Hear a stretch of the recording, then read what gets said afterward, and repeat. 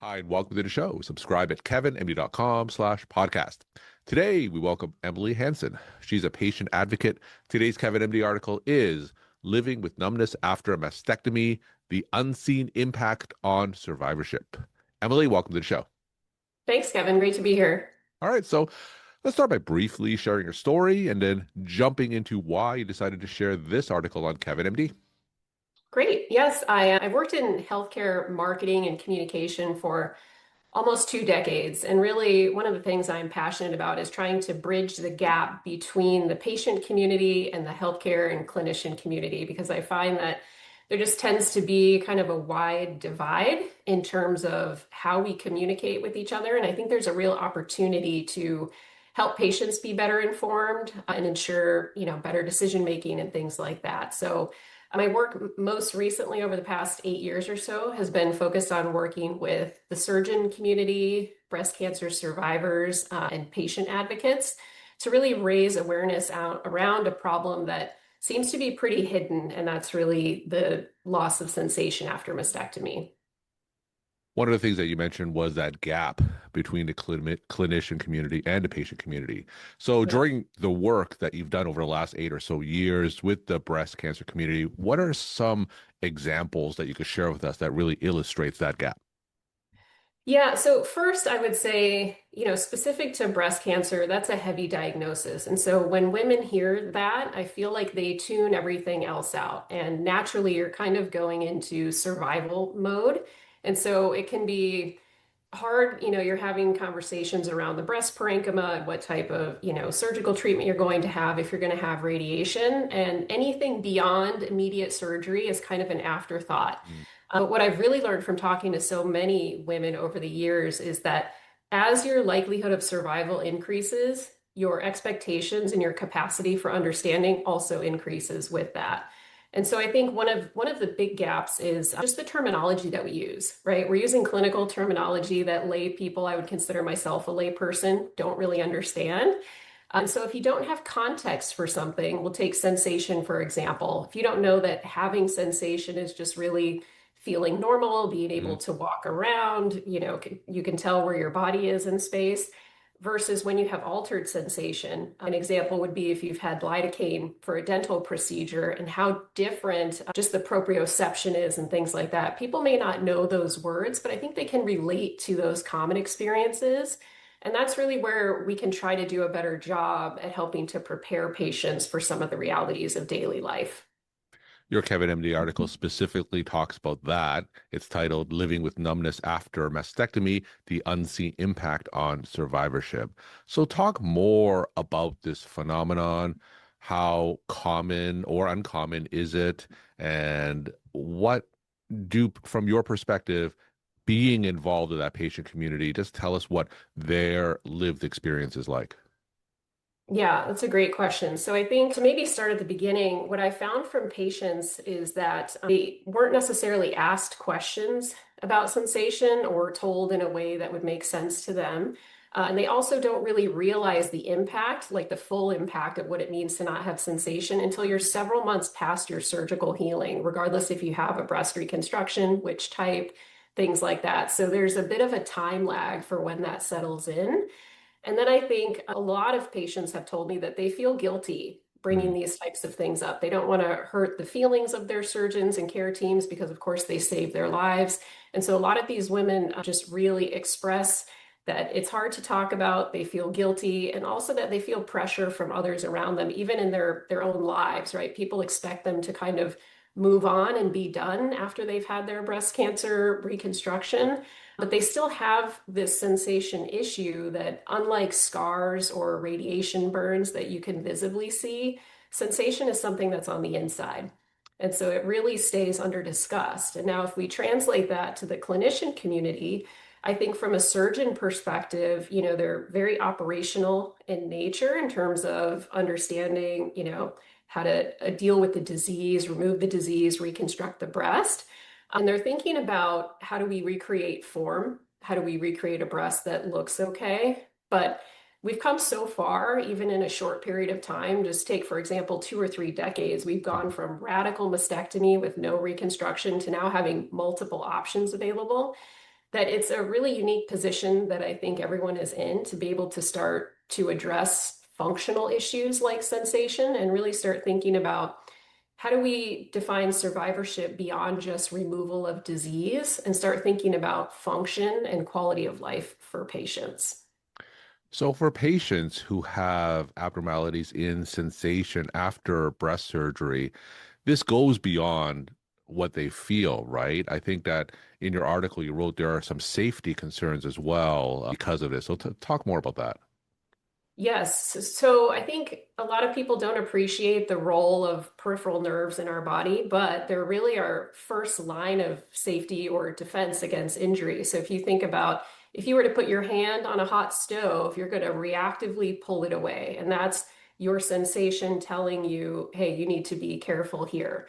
We have nerves that run throughout our entire body. And if they get disrupted, if they get cut or crushed, it can really impact the ability for those signals to communicate to the brain. And so when you have a mastectomy, which is truly an amputation of the breast, you have to surgically cut and remove the breast tissue and nerves.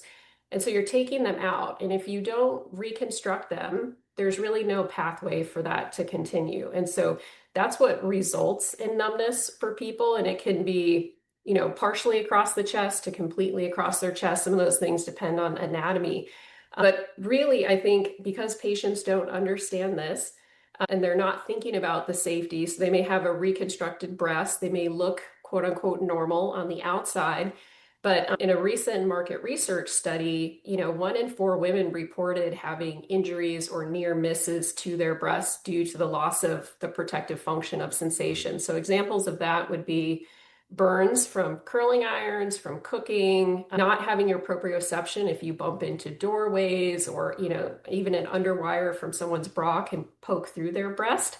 They're not going to feel those things. So they may not even notice until they undress later, they go to take a shower or something like that, that they have had an injury, which is a real safety issue for people. So the phenomenon of numbness after breast surgery, I don't have a good sense of how common that is. Is this something that is a universal complication, does it only affect a minority of cases or somewhere in between? That's a great question. I think the data are varied in the published literature, and I think it's because the instruments used are also varied. But when we just ask patients, so in that article, I do talk about a recent nationwide survey that was conducted on women that have underwent mastectomy. And 87% of them report losing sensation, feeling numb, not being able to feel temperature of water or the sun, feeling pressure and changes and things like that in their chest. So that's a nearly universal impact. I think the degree of how much sensation loss people have can vary a bit, but it's a pretty significant issue. Now, in an ideal world, tell us how this should be addressed pre-operatively. What kind of language, what kind of expectations, not only should the surgeon set, but how about the other clinicians within the team, the primary care doctors, the Yeah. obstetrician gynecologist? Just tell us, just from your experience and from talking to all these patients, what's the best way from the clinician side on how we can approach this? Yeah, I think that's a fantastic question because it's not only the role of the surgeon to have these conversations, and as I mentioned earlier, people are overwhelmed with a diagnosis, and so they need time. They're obviously going to spend time with multiple clinician types. And so being able to hear about this from multiple people, whether it's your primary care, your OBGYN, your radiation oncologist, I think talking to people about sensory changes, letting them know, again, in simple terms. I think the dental analogy is good, or if someone's ever had their foot fall asleep, things like that, pins and needles feelings. And in addition to that, I think it's also an option to connect people with other survivors. Because a lot of times these communities will communicate with each other and be able to share some of these experiences. One of the biggest challenges for someone newly diagnosed is you just don't know what you don't know. And so until you have context, you're not going to really think about asking those questions ahead of time, too. Now, from what I understand, after nerve disturbances like this and changes in sensation, there's a lot of variability in terms of when sensation comes back, if it comes Mhm. back at all. It can vary from weeks to months to years. Yeah. Is that your experience as well from talking to patients who have experienced this complication? Yeah, I think the when it sets in for people can vary. I think the level of disruption to nerves also can play an impact to whether or not they feel it completely over their chest area or partially kind of on the lateral sides, a lot of people talk about. But I think in general, nerves are some of the slowest regenerating tissues in the body. And so they do take time to regenerate. Even if you perform like an active nerve repair procedure, it's not like you would think about a light switch turning off and on. This is really something that's going to take time. It can take months and even up to a couple of years for, whatever level of sensation may return for that to fully return. The other component is really the mental component of sensation. So this is something that happens in our brains. And so there's also kind of a cognitive rewiring or relearning that your brain needs to do to where you can start to recognize if you're touching in a certain area, your brain may think that you're touching over here on your arm, right? Because the circuits are kind of misfiring. And there is some kind of rehabilitation therapy, retraining therapy that's common, even in the hand space for people to help them kind of along that journey to reincorporate what sensation is going to mean and feel like. Now, how about from the patient standpoint? If, like you said, they're overwhelmed with all this information that's coming at them, Yeah. anything that they should be asking specifically as it relates to sensation? They may be listening to you certainly on this podcast. What Yeah. specific questions should they be asking specifically as it relates to post mastectomy sensation?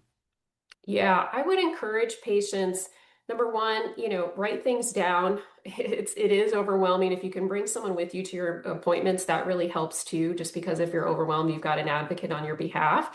But I really encourage patients to try to ask practical conversations of, hey, is this going to impact my ability to exercise? What's going to feel different, from an intimacy standpoint, which could also be a really uncomfortable topic for people to discuss and even for healthcare providers to discuss. They may feel underprepared and not specialized to talk about those things. But that's one other component that has really shined through in that market research is that almost 75% of women reported issues with intimacy and sex lives after this. And so, thinking about what your life is like today, pre-surgery, the activities that you do, I would encourage people to ask, how are those things going to be impacted? What do I need to be careful about? So, for example, even going to the beach, because you won't have sensation, most likely, you're not going to recognize if you can get sunburned Mhm. and you could end up getting, deeper burns, third-degree burns, things like that. So, you want to really understand what are those impacts that you need to prepare for. We're talking to Emily Hansen. She's a patient advocate. Today's Kevin MD article is Living with Numbness After Mastectomy, the Unseen Impact on Survivorship. Emily, let's end with some take-home messages they want to leave with the Kevin MD audience. Yeah, I would just say for anyone who's listening, the first step is even just being aware. This is a topic that I think most people aren't thinking about as much, and that's, whether or not you're on the healthcare provider side or if you're on the patient side. So sometimes just understanding this can be a challenge for people is important. I think being comfortable asking questions, from a healthcare provider to a patient of what's important in their life, how sensation may impact them or not. And on the patient side, really being comfortable learning a bit more about this, how to advocate for yourself, how to understand what your options are. So that way you can make more informed decisions and really think about what's the best treatment pathway for you. Emily, thank you so much for sharing your perspective and insight, and thanks again for coming on the show. Thank you.